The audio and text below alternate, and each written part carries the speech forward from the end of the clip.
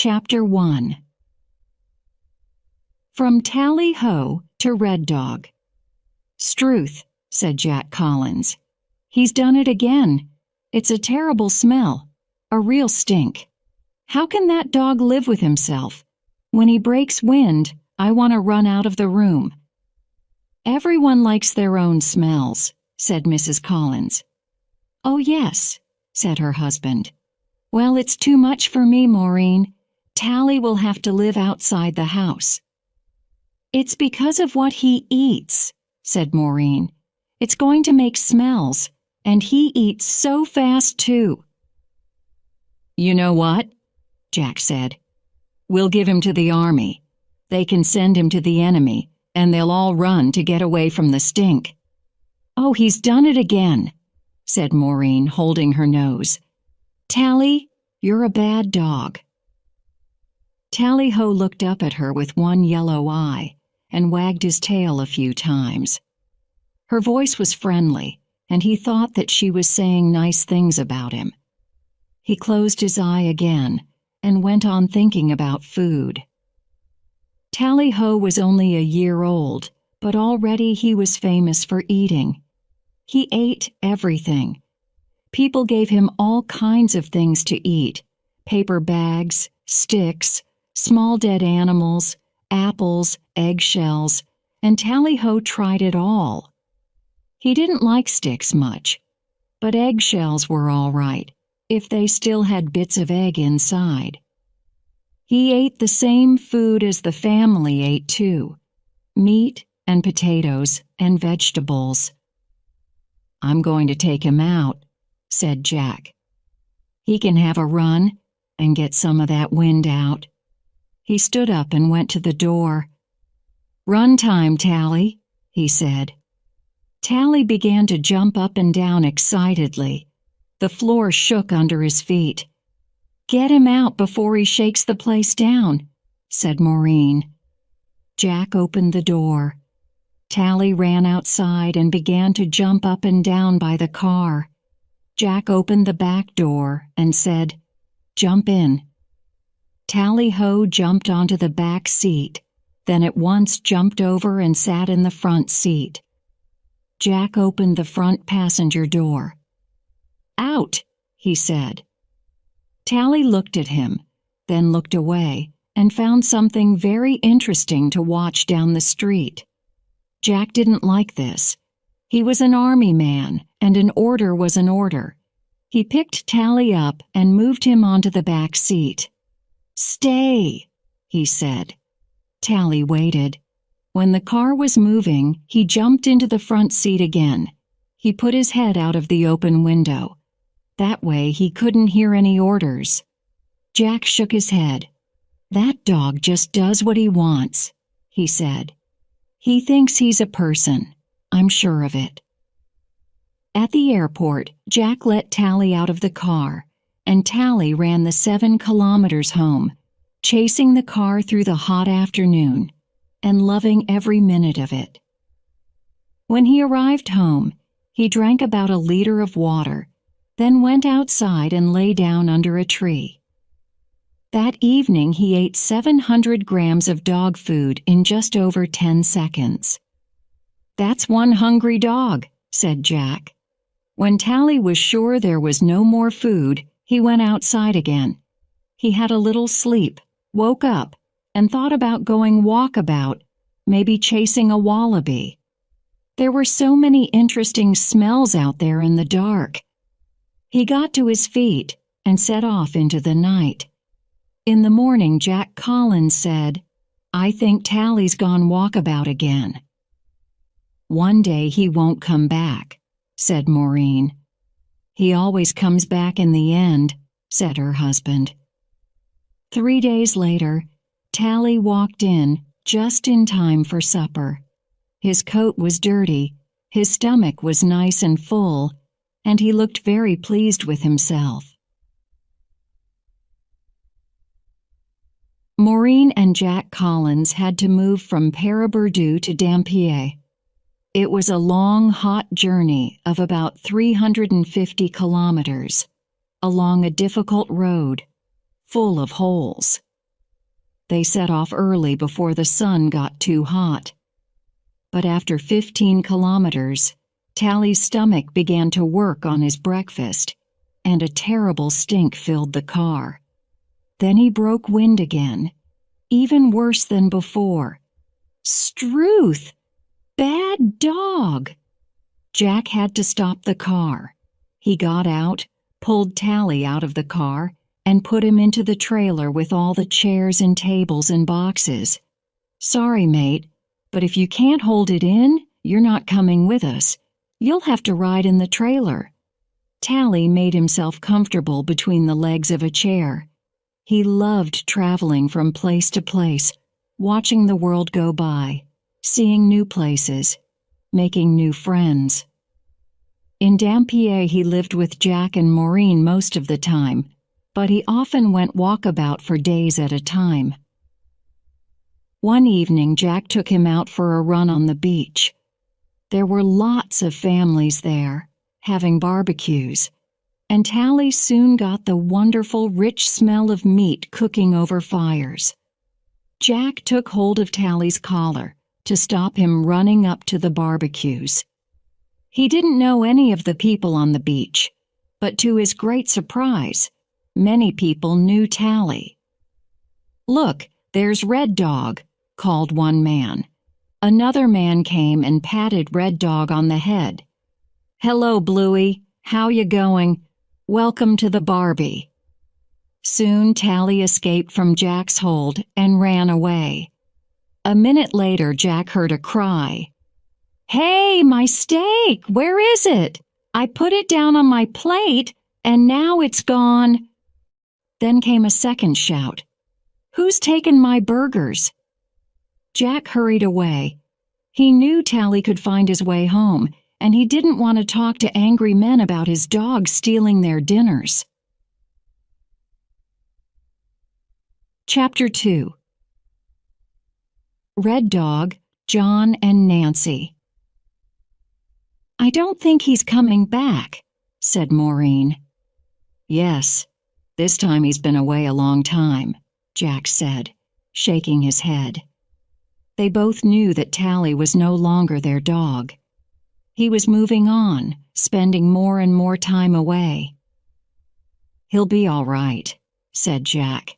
"He knows how to find Tucker. He never goes hungry, that's for sure." Tally found life too interesting to stay in one place. He always wanted to know what was going on round the next corner. He liked people. He liked Jack and Maureen, but he didn't love anybody. Sometimes a dog really loves somebody, and that person is their true friend. But Tally didn't have that one special friend.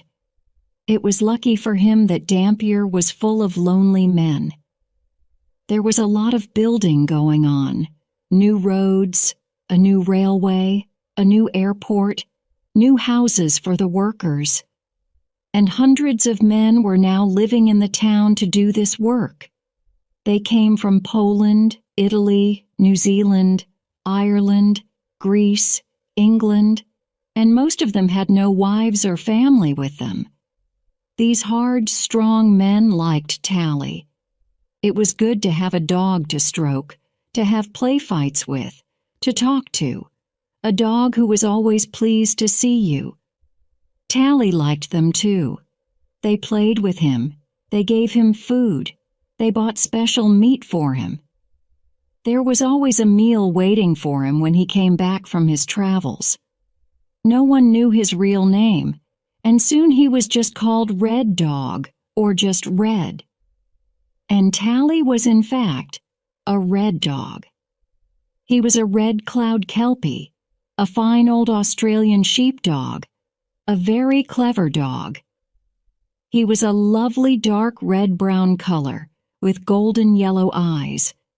His body was strong, and he was surprisingly heavy.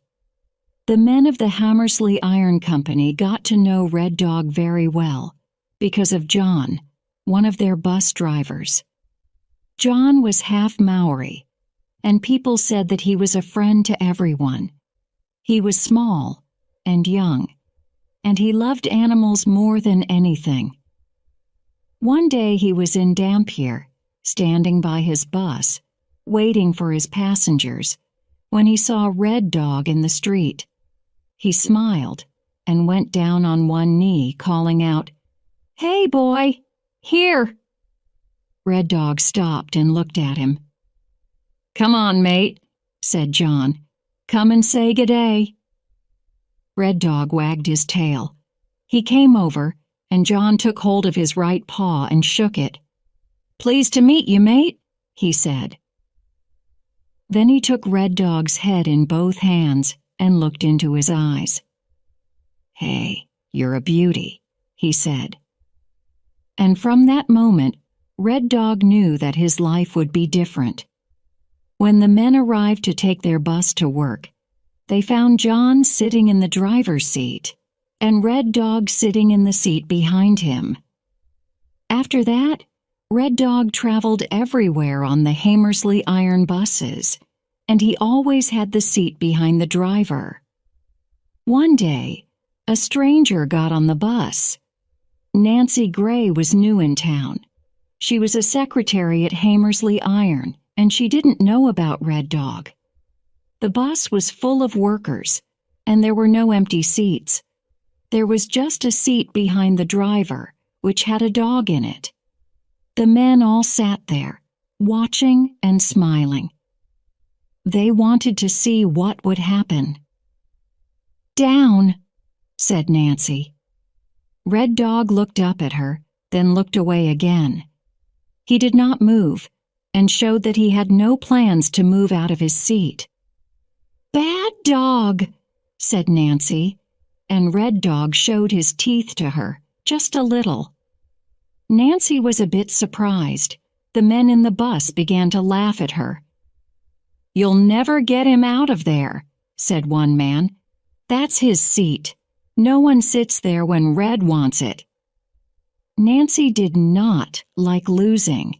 She wanted to show these men and this dog that she wasn't going to run away. She sat down very carefully on the edge of Red Dog's seat. Red Dog showed his teeth again. "Well, aren't you a nice, friendly dog?" Nancy said. Showing teeth didn't make Nancy move, so Red Dog decided to push her off the seat. He put his nose under her leg and pushed, but Nancy wasn't leaving now. "I'm not moving," she told the dog quietly, "so you'll just have to sit next to me and like it." Red Dog pushed again and again, then decided to leave her sitting uncomfortably on the edge of the seat. The next morning, Nancy got on the bus, and again, there was Red Dog sitting behind the driver's seat. "Oh no," thought Nancy. She now knew all about Red Dog from the people in the office. She sat down on his seat, a little closer than yesterday. Red Dog put his nose under her leg and once again tried to push her off. But she wouldn't move, so Red Dog sat up, turned his back to her, and looked out of the window. The next day, Red Dog was waiting for Nancy to sit next to him, and he forgot to try to push her off the seat.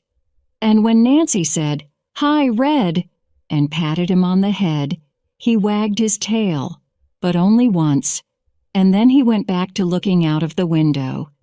He didn't want to be too friendly, too quickly, but from that moment, Red Dog and Nancy were friends. Not many people could sit next to Red Dog, but Nancy was one of them.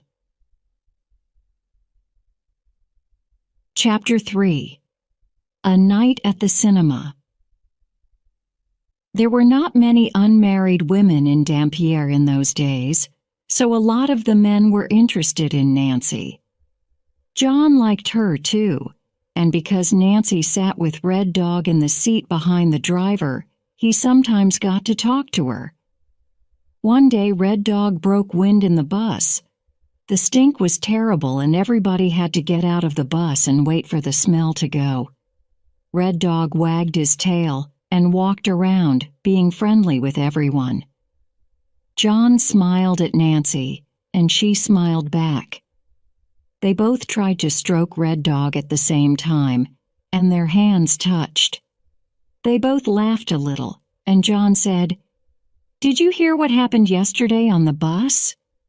They began to tell Red Dog stories to one another. Then after a time, John said, "There's a new film on at the open-air cinema. Would you like to come and see it?" "What is it?" asked Nancy. "Can't remember," said John, "but they say it's good." "All right then," said Nancy. "We'll try it." That evening, John cleaned his car, washed his hair, put on a new shirt, and tried to hide from Red Dog. This was difficult, because Red Dog loved him and followed him nearly all the time. But John didn't want Red Dog around on his night out with Nancy. Everything was fine at first. He drove Nancy to the open-air cinema at Karatha, opened the sunroof on the car, and the film began. It was a lovely warm evening, and the stars were bright in the sky above. John began to plan how to kiss Nancy. He put his arm around her and waited for a good moment in the film. Nancy moved her head a little nearer to John's, and John put a small kiss on the side of her head. Things were going well. Then there was a sudden scratching noise on the car door. "Oh no," John said. "What was that?" asked Nancy. "It's Red," said John. "He's found us." Red Dog scratched again, and John looked unhappy. "Aren't you going to let him in?" asked Nancy. "Number, you know what he's like." "Oh, don't be unkind, John. Let him in." "He comes to see all the films," said John. "But why doesn't he sit with the people who brought him?" "I'll let him in," said Nancy. She opened the back door, and Red Dog jumped in, his tail wagging happily. "Oh, Nance," said John. "Why did you do that?" For a time, all was well. Red Dog watched the film, and John quietly put his arm around Nancy again. He gave the side of her head another little kiss, and at once Red Dog put his feet up on the back of the front seats and pushed his head in between them. Nancy laughed, and John said, "Get down, Red, and be quiet." The love story in the film was getting interesting, and John decided it was a good moment for his first real kiss with Nancy. But when he moved closer to her, the most terrible stink suddenly came from the back seat. "Struth," said John, and Nancy opened the door and jumped out. "Red," said John, sounding tired, "you really are a terrible dog." Red Dog looked pleased with himself, and John and Nancy never did have that kiss. John said that with Red Dog in his life, it wasn't possible to have a girlfriend. Chapter 4. An Expensive Day for a Dog's Friends. One morning, Nancy telephoned the bus driver's office at Hamersley Iron. "Is John there?" she asked. "It's really important." Luckily, the men were having smoko, and John came to the phone at once. "It's about Red," said Nancy. "Look, John, it's bad news. Somebody shot him." "Someone's shot Red? What do you mean, shot?" "I found him just now when I was driving along the road near 7 Mile Creek," Nancy said. "My friend Patsy is with me, and she stayed with him while I came to phone. I'll get back there and wait for you, okay?" John put down the phone. White-faced, worried, and angry, he turned to the other bus drivers. "Where's the nearest vet?" he asked. "Port Hedland," said Jocko. He was from Scotland. No one knew his real name. Everyone just called him Jocko. "Struth, that's 4 hours' drive," said John. "Red could die before we get there." "I'll come with you, mate," said Jocko. "I'll do the first aid." Jocko was good at first aid. "I'll come too," said Giovanni, who was called Vano. "And me," said Piotr, who was called Pito. John went to talk to their boss, who said they could go. That was the good news. The bad news was that they would all lose a day's pay. But they still wanted to go. Red Dog was special. He was John's dog, but he rode around on all their buses, and they all loved him. They drove away fast in John's car, and at 7 Mile Creek they found Nancy and Patsy and Red Dog. He was lying still at the side of the road. John put his hand on Red Dog's head. "Hello, mate," he said. Red Dog wagged his tail just a little at the sound of John's voice. He put his head on the ground. He felt tired, so tired, and his leg hurt like fire. Jocko opened the first aid box and got to work. "There," he said at last. "He's lost a lot of blood, but I've stopped it now. Let's get him to the vet." "You drive, mate," John said to Pito. "I'm going in the back with Red." Nancy and Patsy went home, and the 4 men set off for Port Hedland. While they drove, they talked about people who shoot dogs. "I'd like to drive my bus over that man," said Pito. "I'd like to hit him in the face," said Jocko. John just looked down at Red Dog, lying in his arms, and he said, "Don't die, you terrible dog, don't die." After 4 hours hard driving, they arrived in Port Hedland, found the vet's place, and carried Red Dog inside. The vet told John to lay the dog on the table, and he began to look at the leg, now dark with dried blood. "Nice first aid work," said the vet. "Who did that?" "It was me, mate," said Jocko, looking pleased. "Will he be all right?" asked John. "Too early to say," said the vet. "I'll have to get those bullets out." He looked at the animal more closely and said, "Well, what do you know? It's Red Dog, isn't it?" "Struth," said Pito. "How did you know that?" "Everyone knows this dog," said the vet. "The first time I met him was at a Barbie. Red Dog stole my burgers and 4 chicken legs. Everyone knows Red Dog. I think he's got some girlfriends around here, because I've seen some young dogs that look very like him." "Good boy," said Jocko, patting Red Dog's head. The men sat outside in the waiting room while the vet and his nurse took the bullets out of Red Dog's leg. It was a long, worrying time for them, but after half an hour, the vet came out. "I think he'll be fine," he said. "Lucky for him, the bullets didn't hit anything important. Give him some time to wake up, and we'll see how he is." They came back in a while and found Red Dog not moving, but awake and very pleased to see them. "I need to keep him another hour or 2, said the vet. "So why don't you all get something to eat?" "Yes, I think it is Tucker time," said John. The 4 men found a cafe, ate a big meal, and then decided to go for a drink. They felt happy. Red Dog was fine and all was well, so they had a beer and then another one and another. After an hour, they went back to the vet's, ready to take Red Dog home. He was full of life, but the vet's bill was not good news. They looked at it unhappily. "We haven't got this much money," said Pito. "Could we pay you later?" asked John. "The boys back home will help us out." The vet looked at their worried faces. "Okay," he said, "but you've had too many beers to drive home tonight." This was true, but they set off for home anyway. Somewhere near the Sherlock River Bridge, a fast car came up behind them with a blue light.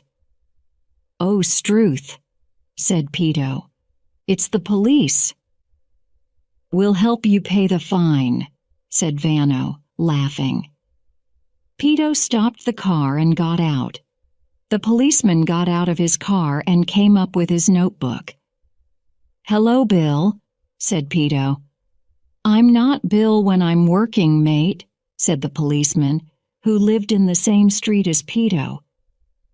"And when you're working, I'm not mate, I'm sir," said Peto, smiling. That was Peto's big mistake. It is not a good plan to be clever with a traffic policeman when you are full of beer and driving a car. The next day during Smoko, they worked out the cost of Red Dog's shooting. They lost a day's pay. There was the cost of petrol for the long drive, the cost of the meal and the beer, the vet's bill, and the police fine. "Hey," said Vano unhappily, "what say the next time we buy a plane and fly the vet in? It's got to be cheaper than this." Chapter 5. Where is John? John bought a big motorbike because on hot days he liked riding around with the wind in his face. He tried putting Red Dog on the seat in front of him, but Red Dog preferred the comfortable seats of cars and buses. When John went out in his car, Red always wanted to go too. But when John got on his bike, Red stayed at home or went visiting his friends to get a meal. One night, John went to have a meal at the house of some friends, and he took the bike. It was July, and the nights were very cold. Red Dog was out, looking for other dogs to fight and wallabies to chase. What happened that night will always be a mystery. John had some beers, but not too many, and he left his friends after a happy evening and a good meal. On the road coming into Dampier, there is a sudden bend, and on both sides of the road there are great red rocks. Perhaps John was going a bit too fast. Perhaps there was something wrong with his bike. Perhaps there was a stone on the road. But something went wrong, and John hit the side of the road and went flying through the air. He came down on one of the great rocks. No one knows how long John lay dying. He tried to get back to the road, but he was too badly hurt. And after a while, that kind, animal-loving man, who was a friend to everyone, died alone in the rocks by the road. Perhaps he thought about Red Dog while he slowly fell into that long-last sleep on that cold and starry night. The next morning, John did not come in to work, and his friends were worried. "I got a bad feeling," said Vano, shaking his head. "It's not like John," said Peto. "He phones in if he's not coming." "Let's give him until Smoko," said Jocko, "and if he's still not here by then, I'll go out and look for him." John was not there by break time, so Jocko went round to John's little house. He found Red Dog waiting outside the door. The dog got to his feet and wagged his tail. "Where's your mate?" asked Jocko. He knocked on the door, but he knew there would be no answer. John never left Red outside if he was at home. John's car was there, but not his motorbike, and Jocko remembered about the dinner with friends. Jocko went back to the bus station and phoned the friends. "When John left you last night, was he on his bike?" "Yes." "Why? What's up?" "He never got home." Jocko borrowed a car and drove along the road from the friend's house. He was a motorbike rider himself, and he knew which places were dangerous for a bike rider. When he came to the bend near Dampier, he stopped the car and got out. He walked across the road and looked down over the red rocks. Dampier was a small place back then, and everyone knew John and liked him. His death made everyone unhappy. He was too young, much too young, to die so suddenly. He died with all his life in front of him, leaving behind some good friends and a dog who loved him. When someone dies, there is a lot to do. 3 days later, someone remembered Red Dog and found him still waiting outside John's house. John's friends brought food, and Red Dog ate it, then lay down again outside the door. He slept there through the cold nights, waiting, waiting, waiting for John to come home. After 3 weeks, he went to the bus station and spent half his time there with his friends, the bus drivers, and half his time outside John's house. What goes on in a dog's head? No one knows how much language a dog has, or how they think. But there was surely one big question in Red Dog's head. Where is John? If you are a dog, and you lose your master, your one special friend, it is a terrible thing. Red Dog had only one plan. He went to every place that John knew, looking in every corner for him, hoping and hoping to find him. From this time, Red Dog became the dog of the Northwest.